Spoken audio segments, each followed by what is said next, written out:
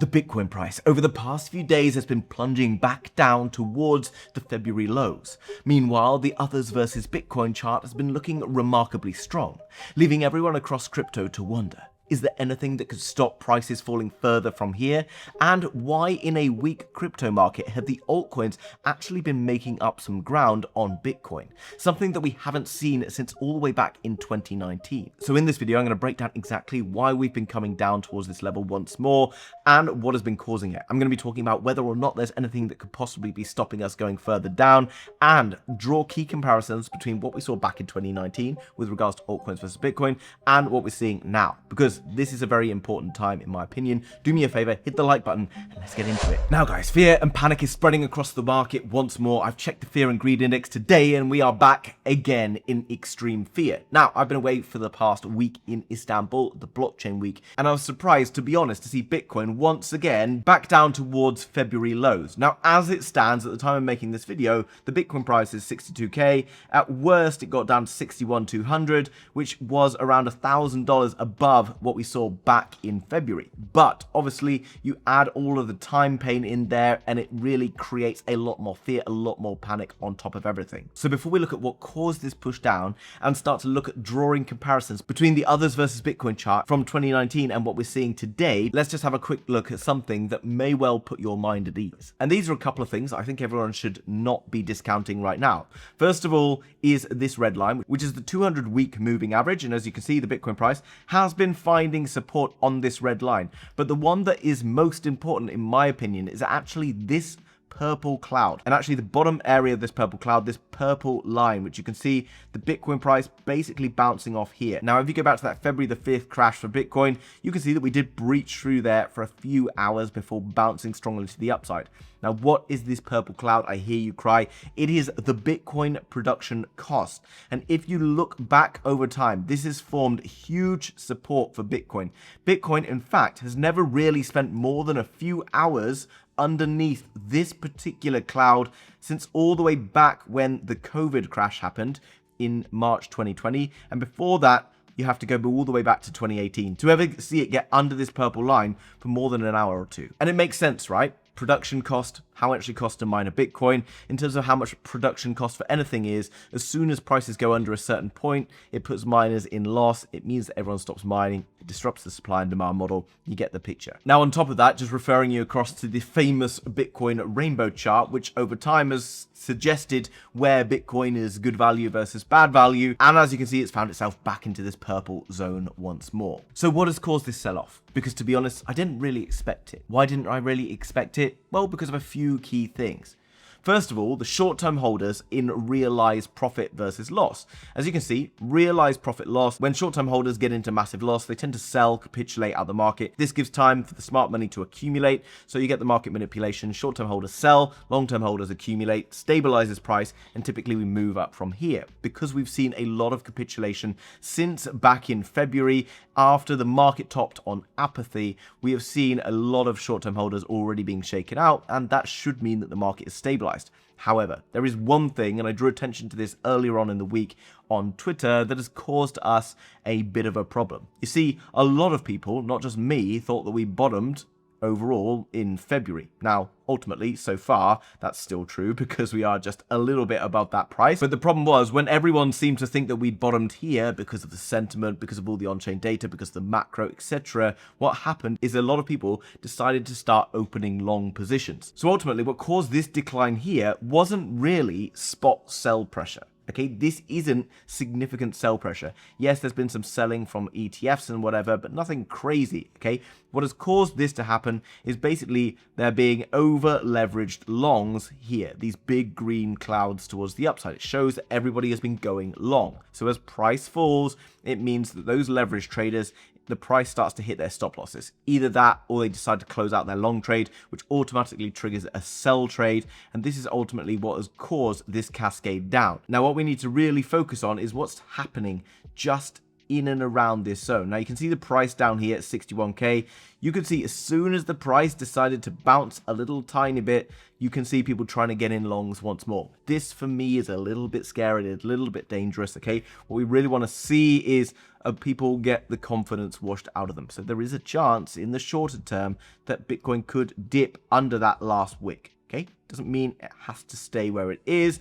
If it does do that, happens on some sort of scary event, will cause a flush out because a lot of people will get liquidated, and that could create something like that. Again, if we look back to all of this time here, I wasn't necessarily expecting it because prices held up really, really well throughout here, and I was using the on-chain data to still be entering in at lows. So ultimately, it's frustrating that we're back in the zone, but nothing has really changed. It just means we have to sit in and around this zone for longer, and I don't expect necessarily to see a particularly big sell-off back here because we have obviously this line of support here, but more importantly, the production cost. Production cost over time has been one of the strongest support signals for Bitcoin. But as you've probably realized, over time, when the market gets full of fear and is scared, ultimately it means lots of people have already sold. Prices don't tend to capitulate much further than that and gives people decent opportunities to enter. A complete washout, a breakdown could create a very quick bounce. It doesn't have to happen. We could just be bouncing from here, but ultimately I'm prepared to see whatever happens over the next few days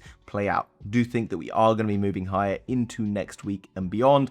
I think that there are much brighter times ahead. But ultimately, as you know, I'm far more focused and have been far more focused towards altcoins on this channel over the years. Because really, while risky, I think this is the best potential for growth, especially in a market that's been underperforming over the past 5 or 6 years or so. Now, what I mean by this is this. Bitcoin bottomed effectively back in June 2022 and then kind of came down to put in another low around November 2022. Okay, sort of did this. And then from there, it built all the way back up to around 126k, and then kind of pulled back down into this zone. Okay, so effectively what you can see is it's obviously had a very strong run over that time. Meanwhile, since the end of 2022, the others versus Bitcoin chart, which is altcoins versus Bitcoin, has just been in a downtrend. It hasn't ever really had much time in the sun, apart from these brief kind of spikes in attention. And this is very interesting because we know over the past few years that Bitcoin has basically been going up in a contraction period where the Federal Reserve has been shrinking its balance sheet. All of a sudden, the Federal Reserve is pumping up its balance sheet and Bitcoin has been kind of bouncing around and going lower. Meanwhile, every other asset class out there, like stocks and gold and everything else that should be benefiting from this increased liquidity, have been going up, leading everyone to complete confusion about what the hell is happening with Bitcoin. But what the most interesting thing is the fact that the others versus Bitcoin chart decided to stop kind of going down versus Bitcoin all the way back in June of 2025. And whilst Bitcoin's been falling over the past few days, etc., the others versus Bitcoin chart has actually been pushing to the upside, up around 21%. Now that might not sound like much, but if you've been in crypto for any amount of time, you will realize that when Bitcoin doesn't do well, altcoins typically do terribly. But in this time, altcoins in general, not everyone, but altcoins in general haven't been doing half as bad versus Bitcoin as they would normally do in a market like this. And this is very similar to what we saw back in 2019, because this coincides with what you see on this top sheet here, which is the Federal Reserve balance sheet. Now, if you look back to 2019, you can see something very key happens here. 2019, you see this contraction in the Federal Reserve balance sheet. This is shown on the others versus Bitcoin chart. And as you can see, these both go down. But more interestingly, the Bitcoin price during this period of contraction for the Federal Reserve, where there was quantitative tightening going on, the Bitcoin price was actually going up. This is something very important. Bitcoin, you would expect to be going down during a time of tightening and going up during a period of easing. And whilst this period was obviously much shorter than what we've seen more recently, it's predominantly because that tightening period only lasted a short amount of time. If you look at the chart up here, we've actually been in tightening since pretty much the start of 2022 all the way until December of 2025. And this is why we've started to round off on the others versus Bitcoin chart. They haven't been taking such a hit because they are closely linked to what is going on in the macroeconomy, the global economy. Now, back in 2019, what happened after this period of time where the altcoins went down, Bitcoin went up, Bitcoin then went sideways and went down for a bit. It had that washout during COVID, and then from there, price of Bitcoin ripped towards the upside and eventually the price of altcoins also ripped towards the upside. This again coincided with that massive expansion of balance sheet. And this is why all eyes right now are on this particular balance sheet increasing. Okay, the Federal Reserve, while they're not officially quantitative easing, they are effectively doing the exact same thing by printing T-bills in the background. This has caused billions of dollars over the past few months to be flowing into the economy, and this is why you are seeing stocks, gold, everything else rallying like crazy. It's also why we're seeing a huge bounce on this copper versus gold chart. And if you're looking at this copper versus gold chart on the top and you draw this trend line down and then look down below at this others versus Bitcoin chart, you see a pretty much carbon copy of each other.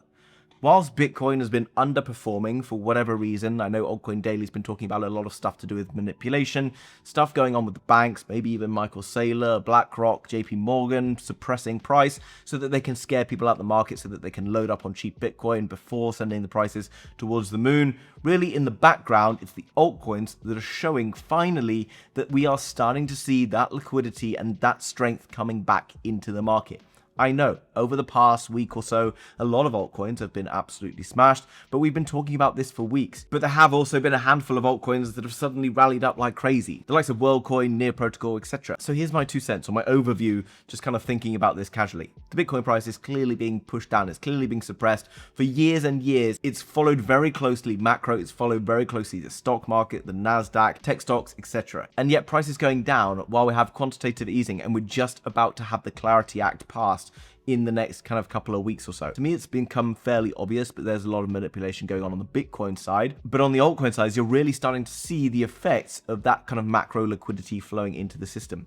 Yes, it's been painful. Yes, we've had to keep waiting. Ultimately, Bitcoin is just back down to those February lows. It just means that we just have to wait a little bit longer. But ultimately, if you're just holding crypto, it just gives us more time to accumulate and wait for better times ahead. Really, the money that people make in crypto isn't in bull markets. It's in times like now, by investing time and effort into finding the right coins. Everyone will rush back to try and join during the bull market and eventually try to buy when Bitcoin's back above 100k, etc. But all the altcoins by then are likely to have done multiples. Now guys, we're going to go and pick up any altcoins at huge discounts while the market is looking scary and nobody else wants to touch it and everyone's right. Then make sure you sign up to Bitunix, link down below in the description, because they have more altcoins available than pretty much any other exchange. They also have a trading competition where you can win gold or USDT prizes up to around $40,000. So all you got to do is join through the link down below in the description. And by the way, next week we'll do another edition of how to find altcoins. Obviously, you guys who caught that altcoin video I made back in February, March, got some serious wins in the short term, at least on WorldCoin, Near Protocol, etc. And if you took a few profits off the table, then you're probably sitting pretty, being able to ape in once again at these lows in the markets. Guys, hope you enjoyed today's video. Do me a favor, hit the like button, leave a comment down below, and I'll see you soon in another video. Bye bye.